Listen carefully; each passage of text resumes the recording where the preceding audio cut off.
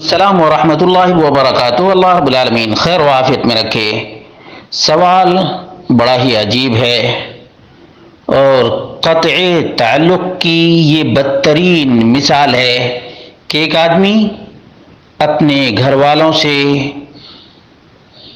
رشتہ توڑ لیا، اپنی اولاد سے بھی رشتہ توڑ لیا، یہاں تک کہ مرنے سے پہلے وصیت کر کے گیا کہ جب میں مر جاؤں تو کسی کے حوالے نہیں کرنا، بلکہ تم ہی لوگ میرے والدین کی قبر کے پاس دفن کرنا۔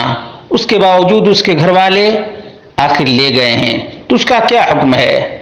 اس کا جواب یہ ہے کہ اللہ رب العالمین ہمارے حالات پر رحم فرمائے اور اللہ رب العالمین رشتہ جوڑنے کی توفیق عطا فرمائے، کیونکہ رشتے کا معاملہ بڑا ہی اہم ہے، بڑا ہی خطرناک بھی ہے، اور رشتے کے بارے میں پوچھا بھی جائے گا، رشتے کے بارے میں پوچھا بھی جائے گا قیامت کے دن۔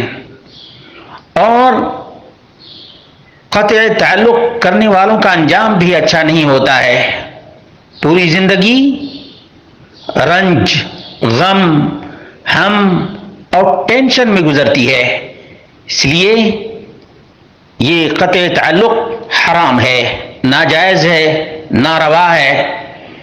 دوسری جو شرط لگائی تھی کہ میرے بیٹوں میرے بھائیوں کے حوالے نہیں کرنا، یہ باطل وصیت تھی، اس لیے اس کے جو قریبی لوگ ہیں وہ لے گئے ہیں تو کوئی گناہ نہیں کیے۔ چنانچہ اس سلسلے میں صحیح بخاری کی 456 نمبر کی روایت ہے اور صحیح مسلم کی 1504 نمبر کی روایت ہے۔ اللہ کے حبیب صلی اللہ علیہ وسلم نے فرمایا، ما بال اقوام یشترطون شروطا لیست فی کتاب اللہ، کچھ لوگوں کو کیا ہو گیا ہے کہ ایسی شرطیں لگاتے ہیں جو اللہ رب العالمین کی کتاب میں نہیں ہے۔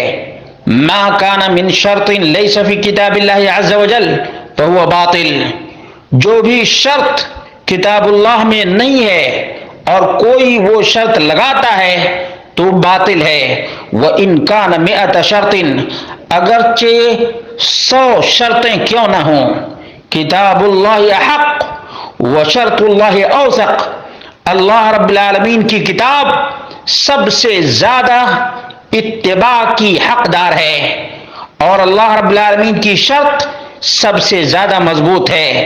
اس لیے اس متوفی کے گھر والوں نے جو کچھ کیا اچھا کیا، اور اس وصیت کو نہیں مانا، اس وصیت کو نہیں مانا جو باطل وصیت تھی۔ کیسی وصیت تھی؟